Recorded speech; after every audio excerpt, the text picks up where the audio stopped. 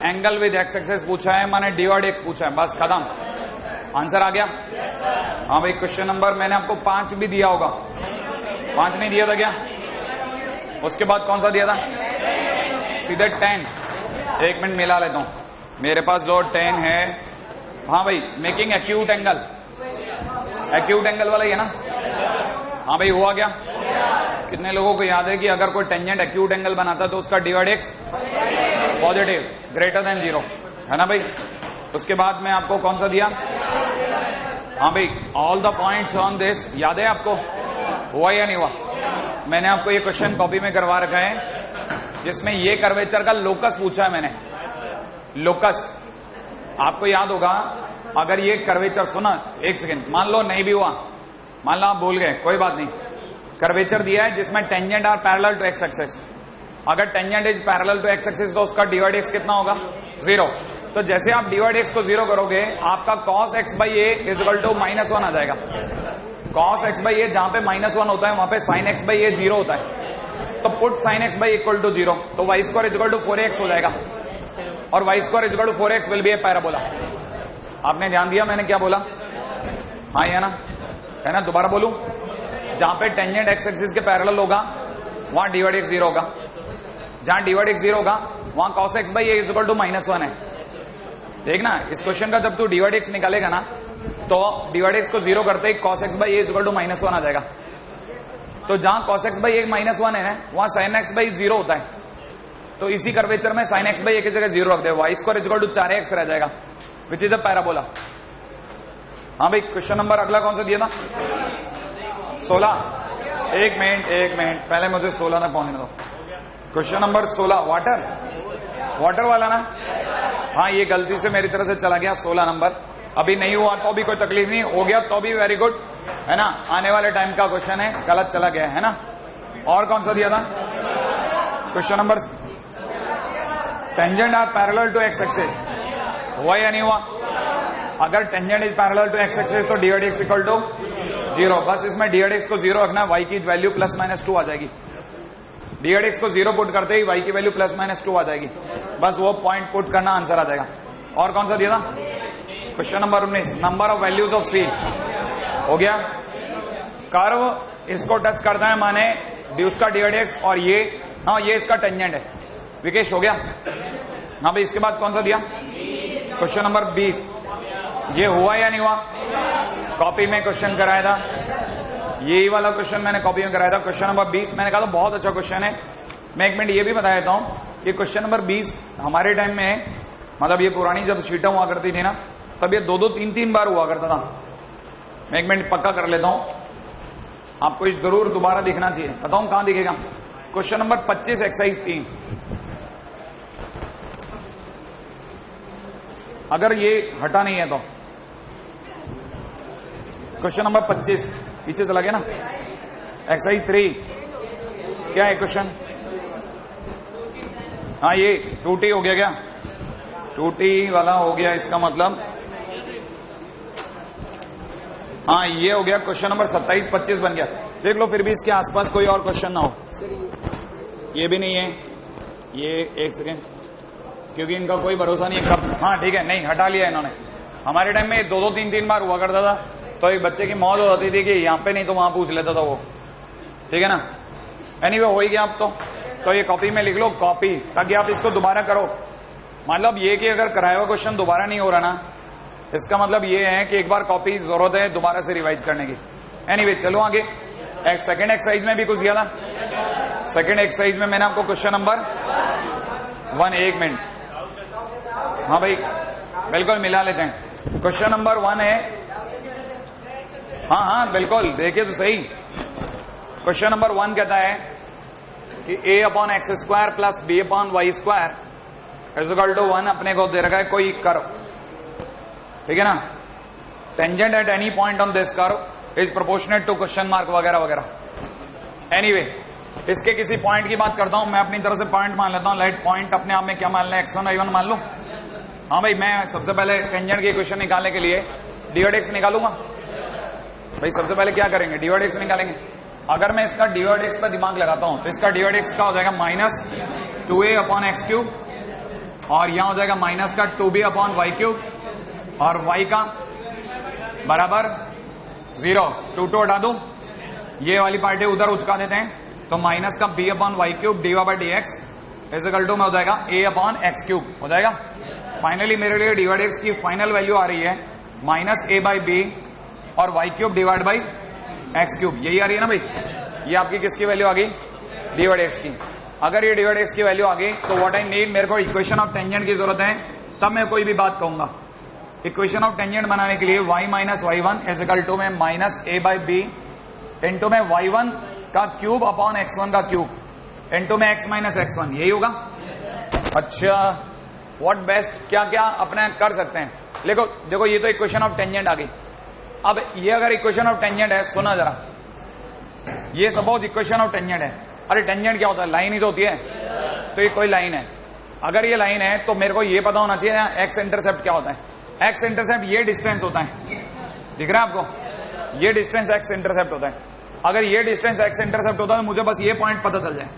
लेकिन अगर इस पॉइंट के बारे में सोच रहा हूं तो ये पॉइंट पर y की वैल्यू 0 है, तो I am putting y equal to 0।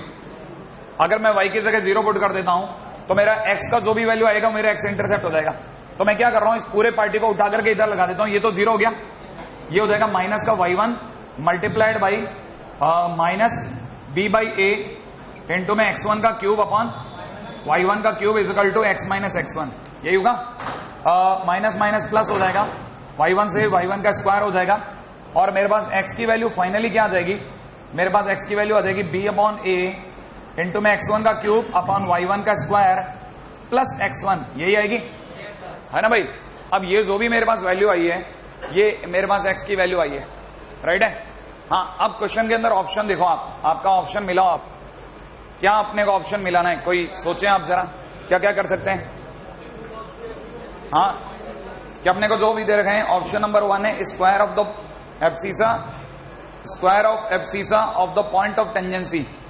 इसका जो भी एक्स इंटरसेप्ट है वो पॉइंट ऑफ टेंजेंसी के, पॉइंट ऑफ टेंजेंसी का मतलब हो गया x1 y1, point of tangency का मतलब हो गया x1 y1, उसका एब्सिसा हो गया x1, उसका एब्सिसा हो गया x1। तो मैं ये सोच रहा हूं कि पूरी कहानी में क्या वाकई में इसका जो x है वो उसके x के क्यूब के प्रोपोर्शनेट है क्या, क्यूब के स्क्वायर के प्रोपोर्शनेट है क्या? नहीं है, तो स्क्वायर के प्रोपोर्शनेट तो नहीं है। तो फिर क्या करें, इसको थोड़ा और नरिश करके देखते हैं। इसमें से y1 का स्क्वायर कैसे भी करके रिमूव करते हैं। क्या कोई तरीका है जिसमें ये y1 का स्क्वायर मैं रिमूव कर सकूं? हाँ बिल्कुल, ऊपर से। कैसे? कि मेरे को पता है ये पॉइंट अगर मैंने इसमें अज्यूम करा तो a अपॉन x1 का क्यूब, और सॉरी x1 का स्क्वायर इजिकल टू मैं 1 माइनस b अपॉन y1 का स्क्वायर कर सकता हूं। तो मैं सोच रहा हूं कि a अपॉन में x1 का स्क्वायर को हटा लूं। ऐसा भी कर सकते हैं कि मैं b अपॉन में y1 के स्क्वायर को भी हटा सकता हूं, इससे 1 माइनस में a अपॉन x1 का स्क्वायर लिख सकता हूं, राइट है। तो मैं b अपॉन y1 के स्क्वायर को पूरे को हटा रहा हूं, ये b और ये y1 का स्क्वायर, b अपॉन y1 का स्क्वायर हट जा भाई, और यहां पे क्या रह जाएगा, x1 जो आगे है वो तो रह ही जाएगा, और यहां हो जाएगा x1 का cube divide by a multiplied by b upon इसकी जगह हो जाएगा कितना, 1 माइनस a अपॉन x1 का स्क्वायर, ये रह जाएगा। लेकिन मैं अगर ऐसा करूंगा तो फिर मैं इसको ओपन भी करूंगा, इतनी जल्दी मेरा जवाब भी नहीं आएगा। तो मैं इसको थोड़ा और नरिश कर रहा हूं x1, और जैसे इसकी मल्टीप्लाई करूंगा ये हो जाएगा प्लस में x1 का cube divide by a minus में, जैसे इन दोनों की गुणा होगी ये a कट जाएगा, इन दोनों की मल्टीप्लाई होगी तो क्या रह जाएगा, प्लस का x1 या माइनस का x1, ये माइनस का x1 और ये कट गया। अरे ये तो बहुत छोटा सा रह गया, इसका मतलब x की वैल्यू कितनी ईजी रह गई, इतनी सी रह गई। और ये आपको पता है ये तो कांस्टेंट है, ये तो प्रोपोर्शनेट का साइन बन के हट जाएगा। इसका मतलब ये कि मैं कह सकता हूं x is proportionate to x1 का क्यूब। हाँ भाई, अब आप बताओ क्या लिखूं, बताओ मेरे ऑप्शन में क्या होना चाहिए, सी ऑप्शन, खत्म हो गया। क्या आपको कहानी पकड़ में आई या नहीं आई? कहानी मल्टीपल डायमेंशनल है। आंसर आया, फिर लगा नहीं आया, ऑप्शन को मिलाया, थोड़ा और फाइट मारनी पड़ गई। आप बताइए, वाकई में यहां तक पहुंचने के बाद किसी को सपना थोड़ी ना आता है। ये तो इसके ऑप्शन है जिन्होंने मेरे को धक्का दिया कि और सोच बेटा, तो मैं पहुंच गया। एनीवे, चलो आगे, है ना। क्वेश्चन नंबर और कौन सा दिया था, सेकंड भी दिया था, एक मिनट मेरे को मिल जाए बस। हाँ भाई, सेकंड हो गया क्या, कॉपी, तकदीर अच्छी है। क्वेश्चन नंबर 3, नहीं दिया होगा। इसके बाद कौन सा दिया था सीधा 7। Area of the triangle included between the tangent and the tangent. अच्छा एक मिनट, आप सभी लोगों ने कर्व को देख लिया? कर्व दे रखा है x की बार n y बराबर में a की बार n, यही दे रखा है ना। अच्छा ये कह रहा है इसके किसी पॉइंट पर बनने वाला टेंजेंट और एक्सेस के बीच का एरिया, ट्रायंगल का एरिया कांस्टेंट है। एक मिनट, आप में से कितने लोगों को इंग्लिश पढ़ने में आगे क्या? ये क्या कह रहा है, किसी को पता है? पहला काम, इस पे कोई पॉइंट सोच लो, x1 y1 सोच लो। x1 y1 सोचते ही सबसे पहले इसी को खिला देता हूं। x1 की पावर n, y1 बराबर में a की पावर n है। अब मैं निकालता हूं इसका डिफरेंशिएशन। अगर मैं डिफरेंशिएट करता हूं तो x की पावर n साइलेंट, y का dy/dx प्लस में y साइलेंट और इसका डिफरेंशिएशन nx की power n-1 is equal to 0। तो मेरे लिए ये इक्वल टू 0 इधर आ गया, ये माइनस का y हो गया। तो मेरे लिए dy/dx की वैल्यू फाइनली हो गई कितनी? माइनस का n y इंटू में x की बार n-1 अपॉन x की बार n। ये फिर काटा कुटा हो गया, नीचे सिर्फ x रह गया। तो फाइनली मैं इसे बोलूंगा n y1 अपॉन x1। ये मेरा dy/dx रह गया। अगर मेरा dy/dx ये रह गया तो इक्वेशन हो गई y minus y1 is equal to में कितना? n माइनस का n y1 upon x1 multiplied by x minus x1। इस x1 को मैंने इसी के पीछे छोड़ दिया, n y1 को उधर ले गया, y1 को उसके नीचे ले गया, तो ये हो गया y1 minus 1 is equal to में माइनस n। ये x1 का इसमें नीचे भाग गया x अपॉन x1 और इसमें डिवाइड जाते ही 1। राइट है? थोड़ा खूबसूरत बना के लिख लेता हूं। कैसे लिखूं? मैं इसको लिख लेता हूं y upon y1 plus n x upon x1, है ना। ये इसकी मल्टीप्लाई होते हो गया n और ये फाइनली हो गया n+1। राइट है? अच्छा मैंने जानबूझ करके इतना सब ड्रामा किया, क्यों किया? मैं अगली लाइन में जो करने वाला हूं वो आप में से कई लोगों को फील कराएगा कि मैंने ये सब क्यों सोचा। मैं लिख रहा हूं x upon x1 n+1 divide by n। ये पता नहीं मैं क्या लिख रहा हूं। y अपॉन में y1 n+1 is equal to 1। आप में से किसी को पता है मैंने इसको ये लिखा? किसी को पता है कौन सी फॉर्म लिख डाली? पैरामेट्रिक नहीं, इंटरसेप्ट फॉर्म। कौन सी फॉर्म? जो x के नीचे लिखा है वो कौन है? x intercept. जो y के नीचे लिखा है वो कौन है? और आप में से किसी को याद हो, कोई भी टेंजेंट अगर by the way coordinate axis के साथ ट्रायंगल बनाता है तो जो एरिया होता है वो x इंटरसेप्ट और ये y इंटरसेप्ट डिवाइड बाई 2 होता है, याद है? तो एरिया इज इक्वल टू हो गया इन दोनों का मल्टीप्लीकेशन माने इन दोनों का मल्टीप्लीकेशन। तो मैं लिखूंगा इन दोनों का मल्टीप्लीकेशन माने n+1 का होल स्क्वायर इंटू में x1 into y1 divide by n। अब ये क्वेश्चन वाला कह रहा है कि area is what? Area is constant. अगर एरिया कांस्टेंट है तो देखो x1 y1 बदलेगा, हाँ या ना? तो कैसे करें कि इसको कांस्टेंट कैसे करूं? किससे वैल्यू? उन्हें मतलब इससे निकाल लें। हाँ भाई ये कह रहा है कि ये सर जो आपने पहले x1 y1 की जो वैल्यू a की बार n लिखा था ना, इसका अगर कोई यूज हो सकता है तो कर लो। तो मैं सोच रहा हूं जैसे ये कह रहा है y1 की वैल्यू रख लेते अपन। y1 की जगह कितना रखता हूं? ये हो जाएगा n+1 की पावर होल स्क्वायर, n+1 का whole square divide by n। ये तो कांस्टेंट है ही। x1 की जगह मैं पुट कर रहा हूं x1 और y1 की जगह वहां से पुट कर रहा हूं a की पावर n अपॉन x1 की पावर n। पुट कर दो, यहां से कटा x1 की पावर n-1 हो गया। देखो सुनो, अब देखो कितने लोग परमानेंट कांस्टेंट है। ये परमानेंट कांस्टेंट, ये परमानेंट कांस्टेंट, a की पावर n परमानेंट कांस्टेंट। ये एक वेरिएबल है जो बदल सकता है, लेकिन इस वेरिएबल को भी मैं चुप करा दूंगा अगर मैं n-1 को 0 कर दूं तो। अगर कल को n-1 0 हो जाएगा तो x की पावर 0 हो जाएगा, ये 1 हो जाएगा, 1 होते हट जाएगा। तो कहने का मतलब ये कि it becomes constant when n is equal to 1। आएगा नहीं पकड़ में? तो ऐसा करना क्या है, क्या क्या किया? एक मिनट दोबारा मिलाओ। सबसे पहले क्या किया? पॉइंट माना, कर्व में रखा, आगे चल दिया, dy/dx निकाला, dy/dx ये आ गया। फिर क्या किया? इक्वेशन ऑफ टेंजेंट बनाई, थोड़ा खूबसूरत तरीके से लिख दी, उसे जानबूझ करके x इंटरसेप्ट और y इंटरसेप्ट वाली फॉर्म में लेके आया। इससे मुझे x इंटरसेप्ट y इंटरसेप्ट दिखने लग गया। एरिया की वैल्यू होती है हाफ इंटू, अच्छा एक डिवाइड बाई 2 तो रह गया, half into x intercept into y intercept. Value put करी, वेरिएबल था एक x1 एक y1, तो y1 की वैल्यू जो अपने पहले से जो हमने रिलेशन बना के रखा था वहां से निकाल ली और पूरी तरह x1 में बदल लिया और लास्ट में x1 की टोटल डिग्री को 0 कर दिया, टोटल डिग्री को 0 कर दिया। सही है? ये एक बारी में याद भी हो गया ना तो ये ज्यादा लंबे समय तक टिकेगा नहीं। ये ज्यादा लंबे समय तक टिकेगा नहीं, इसको बार बार कीप इन प्रैक्टिस, ठीक है। धीरे धीरे प्रैक्टिस में आ जाएगा ये आपके, सही है। ये क्वेश्चन नहीं है, ये अपने टाइम के सबसे बढ़िया क्वेश्चन का सेट है। ये हमारे टाइम में ये क्वेश्चन जो हुआ करते थे ना, हम लोग मेजर क्वेश्चन मान के चला करते थे एग्जामिनेशन के अंदर, कि अगर सामने वाली खोपड़ी खसक गई ना तो वो ऐसे क्वेश्चन की झड़ी लगा देगा और हमारे लिए नंबर निकालना मुश्किल हो जाएगा।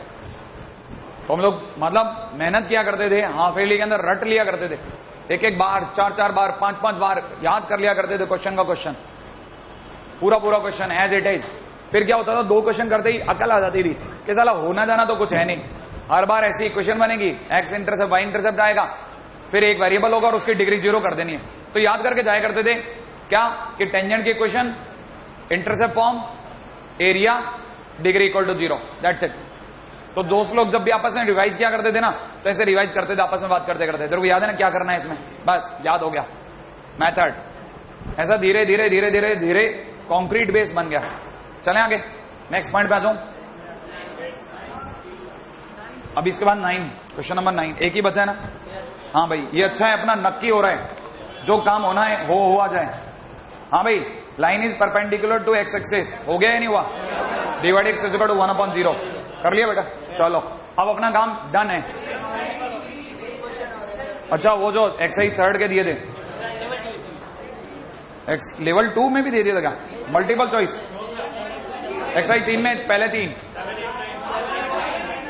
7, 8, 9, आ जाओ देख लेते हैं, कोई बात नहीं, मैंने कुछ और कर लिया तो क्या हो गया। हाँ भाई, find the equation of the line, tangent line, वही है ना, कोई और क्वेश्चन तो नहीं दे दिया, यही दिया था ना। कौन सा दिया, 7वां क्वेश्चन कौन सा है,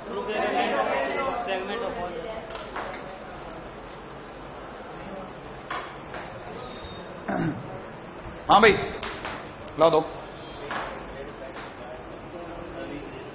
साला क्वेश्चन ही बदल गया बुरी तरह से।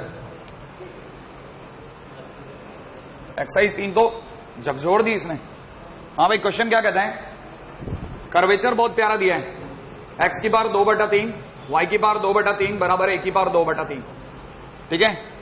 और length of segment of all tangent of the curve intercepted between the coordinate axis is the same. इस सेम का क्या मतलब होता है पता नहीं, एनीवे बात करते हैं, ठीक है। अभी क्या समझ में आया, सिर्फ 3 शब्द समझ में आए मुझे, कर्व है, कोई टेंजेंट है, इंटरसेप्टेड है, बाकी अभी कुछ नहीं पता क्या बोल रहा था, ठीक है। तो ये पता चल गया, ये कोई कर्व है, इसका कोई पॉइंट मैंने अज्यूम कर लिया, लेट पॉइंट इज दिस, सबसे पहले इसी को भोग के ला दिया, x1 की पावर 2/3 प्लस y1 की power 2/3 is equal to a की पावर 2/3, ये शांत हो गया। डिवाइड एक्स में दौड़ लिया, सबको पता है इसका डिवाइड एक्स 2/3, x की पावर -1/3 प्लस 2/3, y की power -1/3 dy/dx equal to 0, right है भाई। सभी को पता चल गया कि डिवाइड एक्स वाली पार्टी इधर ही रह गई, ये एक्स वाली पार्टी उछक के उधर चली गई, 2/3 जा चुका है दुनिया से, राइट है भाई, क्यों फालतू में इसको ढूंढ, ठीक है। तो ये उधर गया तो कितना हो गया, -x की पावर -1/3 अपॉन में y1 की पावर -1/3, है ना भाई। और इसमें क्योंकि अपने x1 y1 रख दिया, ये डिवाइड एक्स आ गया, यही आया आपका डिवाइड एक्स, है ना। अब मैं इक्वेशन ऑफ टेंजेंट पे जंप मार दिया, y minus y1 is equal to में माइनस का x1 की पावर -1/3 अपॉन में y1 की power -1/3 multiplied by x minus x1। समझदारी है कि मैं y1 को उधर ले जाऊं और x1 को यहीं रखूं, है ना भाई। दिमाग लगाते हैं, क्या होगा अगर मैंने इसको लिखा y1 -1/3 माइनस में जिस दिन इन दोनों की मल्टीप्लाई हुई y1 की पावर 2/3 हो गया, सही है भाई। इन दोनों की मल्टीप्लाई हुई x1 माइनस का x1 -1/3 हुआ, इन दोनों की मल्टीप्लाई से प्लस x1 की पावर 2/3 हो गया। सबको पता है x1 की पावर 2/3, ये y1 की पावर 2/3 जिस दिन इधर जोड़ेगा, ये माइनस वाले को उधर बुला लेता हूं पहले, x1 की पावर -1/3 प्लस में y1 की पावर -1/3 इज इक्वल टू, पता नहीं क्यों आप में से किसी का कल काम कर रही है तो बताओ क्या मैंने सही लिखा, ये a की पावर 2/3, किसी को पता लगा ये सही लिखा गलत लिखा, सही है गलत है, सही है ना। यहां तक की बात पकड़ना आ गई, ये मेरा टेंजेंट है, अब मेरे पास टेंजेंट आ गया। अब ये कह रहे हैं कि इंटरसेप्टेड का मतलब याद दिलाता हूं, इंटरसेप्टेड माने कटा हुआ, ये टेंजेंट है, इंटरसेप्टेड बिटवीन एक्सिस माने ये हिस्सा, सही है। अच्छा, अब आप में से किसी की थोड़ी सी फिर से अकल काम करे, मैं एक मिनट जरा फोटो दिखाता हूं, इस फोटो को देखना, इस फोटो को मैं दोबारा लिख रहा हूं, मैं लिख रहा हूं x अपॉन a की पावर 2/3 और ये एक्स की बार -1/3 को जानबूझ के नीचे ले आया कि बेटा तू नीचे चल, प्लस y अपॉन में a की बार 2/3 इंटू में y1 की बार 1/3 इक्वल टू 1। कितने लोगों को बात समझ में आई कि इसको ऐसे लिखना गलत नहीं है? कितने लोगों को लेकिन पता चल गया ये कौन सी वाली फॉर्म है? Intercepted form. बहुत कमाल की चीज है ये इंटरसेप्टेड फॉर्म, इतनी जबरदस्त चीज है ना, इस पूरे खेल में आप बार बार नोटिस नहीं कर रहे। उस क्वेश्चन में भी नोटिस कर सकते थे, इस क्वेश्चन में दोबारा नोटिस कर लो कि सबसे पहले पॉइंट जो अज्यूम करते हैं उसको उस कर्व में रखने पर नीचे एक जबरदस्त बेनिफिट होता है। आप में से किसी ने अगर गौर किया तो यहां पे देखो, इसके वजह से मैंने y1 की वैल्यू यहां पे यूज करी है। जिस पॉइंट को मैंने अज्यूम करा उस पॉइंट को सबसे पहले कर्व को खिलाओ, वो जरूर काम आता है, राइट है? उसकी वजह से कर्वेचर छोटा हो गया, ऐसा हो गया, ये एक्स इंटरसेप्ट बन गया। याद है, जो एक्स के नीचे लिखा होता है वो एक्स इंटरसेप्ट, जो वाई के नीचे लिखा होता है वो। अब ये बंदा अगर ये कह रहा है कि ये एक्स इंटरसेप्ट है तो ये वाला पॉइंट हो गया a की बार 2/3 इंटू में x1 की बार 1/3 0, और ये वाला पॉइंट हो गया 0 a की बार कितना 2/3 इंटू में y1 की बार 1/3। श्योर है? अगर आपको ये वाली बात समझ में आ रही है तो ये भी समझ में आ जाएगा कि मैं कल को इसकी लेंथ निकालता हूं तो मेरे को डिस्टेंस फार्मूला यूज करना है। तो सीधी सी बात, अंडर रूट में इसका स्क्वायर करते a की बार 4/3, सोच लिया, x1 की बार 2/3 प्लस इसकी बार 4/3, y1 की बार 2/3, कुल मिला के कॉमन आ गया a की बार 4/3, अंदर ही अंदर हो गया x1 की बार 2/3 प्लस y1 की बार 2/3। और ये फिर से मैं किसी एक दांव खेल गया, a की बार 2/3, a की बार 2/3, a की बार 4/3 माने a की बार 6/3, a की बार 6/3 माने a स्क्वायर का अंडर रूट माने a, लो माने इसकी लेंथ हमेशा a ही बनी रहेगी, सेम माने कांस्टेंट। क्या आपको बात समझ में आई? नहीं आई? सिंह साहब क्या हुआ, नहीं आया बेटा?